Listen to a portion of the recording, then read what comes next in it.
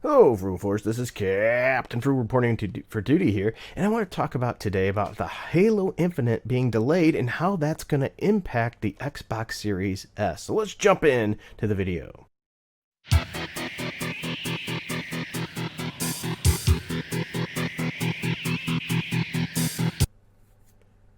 All right, Fruit Force. Also, before we go any farther, make sure you stay to the end of the video for the question of the video. First person to answer the question down below in the comments section. Don't look it up. Don't cheat.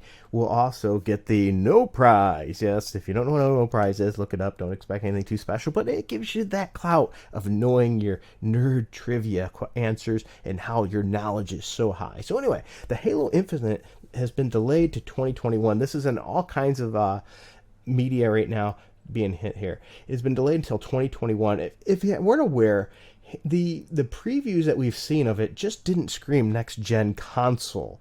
It didn't have the ray tracing look. It just wasn't as good as what people were expecting, and it got a lot of negativity and a lot of backlash. Now, how does that impact the Xbox Series S? Well, here's the problem. To sell a system, you need to have a system selling game.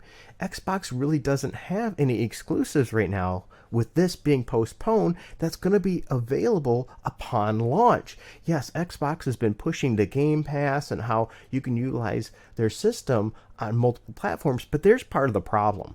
Why would you buy a system when you can play all those games in other ways, like on your computer or whatever platforms that are available? What's going to make you spend those extra dollars? Which is sort of a shame, because it's really looking like this Xbox Series S is really going to be a good competitor hardware wise. It looks fantastic. Problem is it's going to suffer just like the last Xbox did, with exclusives that are lackluster or just not enough of them to really sell the system. And I think the Xbox was really pushing and hoping that Halo Infinite was going to be that system seller, but as people seen it and it didn't look real good, they had to delay it. It was either that or crunch and put a major crunch on getting that out. And I think in the long run, for gamers, it's best that they postpone it and get this game right. You don't want to kill a franchise with launching an absolute crap title, let alone how is it going to help sell your system when people get this new system, they pop the game in, and it looks like something that was last gen. I think this is a common problem right now that a lot of people are saying with this new gen.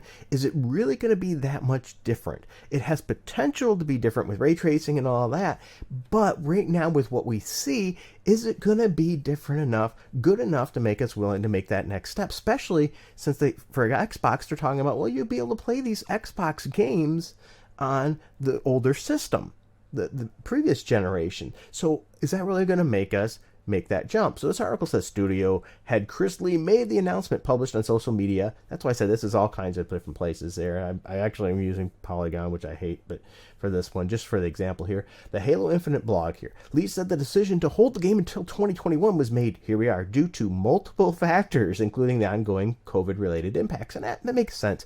It's got to be very hard to work together as a team virtually on a project of this scope.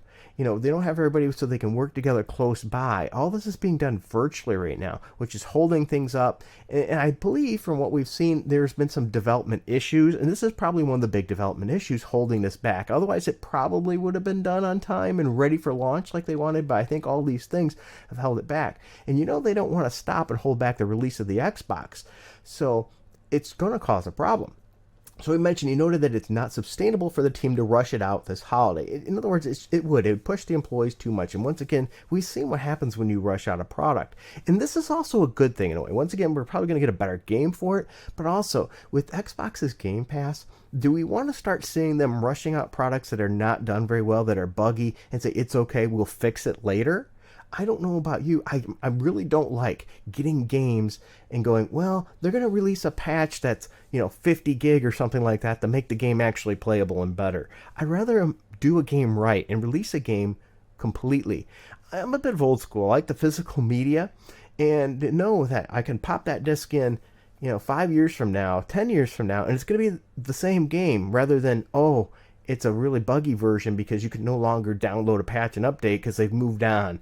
And I think that's one of the sell points, really, that we do see with the Xbox, is they really are trying to focus on backwards compatibility and things, which could extend longevity of games. But once again, I'm not a big fan of digital, digital only anyway. I I'm sorry, but when your hardware dies, you lose access to those things potentially. I mean, some people, well, no, you have it in the cloud. Well, not always. Remember, once they decide they're no longer going to host that, you can't re-download it again. So I'd rather this game be right. So let's look at the statement here.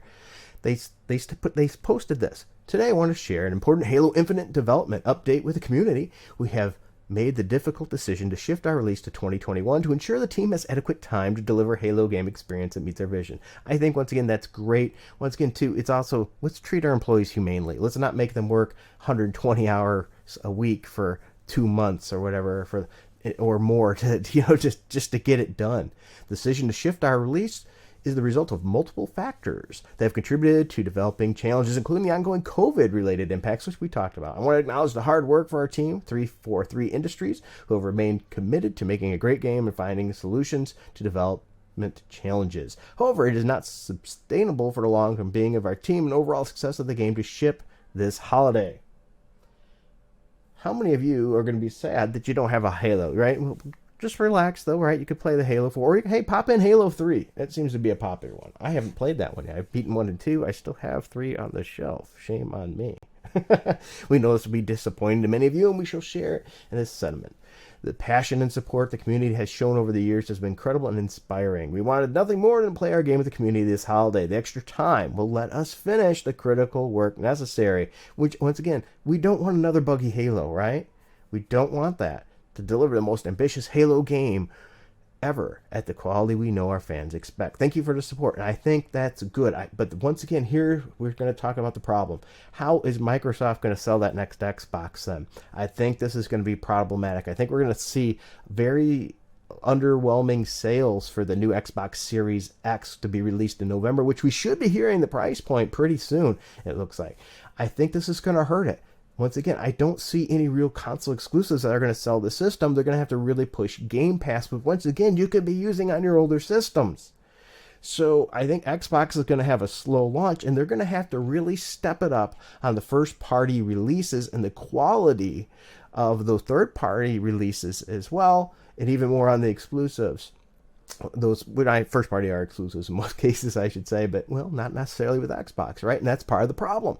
What are they going to have just on this system? Because remember, they're putting games on other systems now.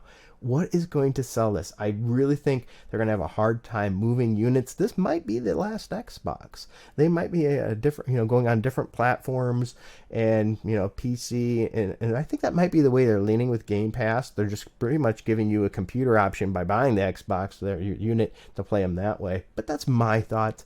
I wonder about yours. Are you going to rush out to get the Xbox Series S, especially now that Halo is being postponed? All right, with that said, let's jump into the video question. All right, the question is this video is going to be easy. All right, here's a question. Thor is the god of what? Everybody should know this. The MCU is huge. What is Thor the god of? Thor is god of what? Get your answer, put it in the comments. Don't look it up. Don't cheat. The first one gets my congratulations. You get the nerd cred, and you get the no prize. Also, I want to say thank you to everybody who's been watching this channel and supporting it. We've been growing. People have been very positive with us. Some people, we do some divisive videos.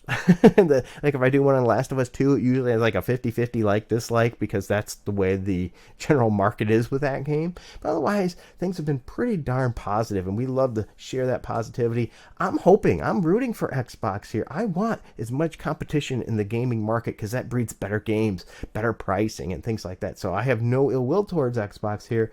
I'm hoping they can do the right thing and get this working for them. All right. Well, thank you for your time. Until next time, keep it frugal.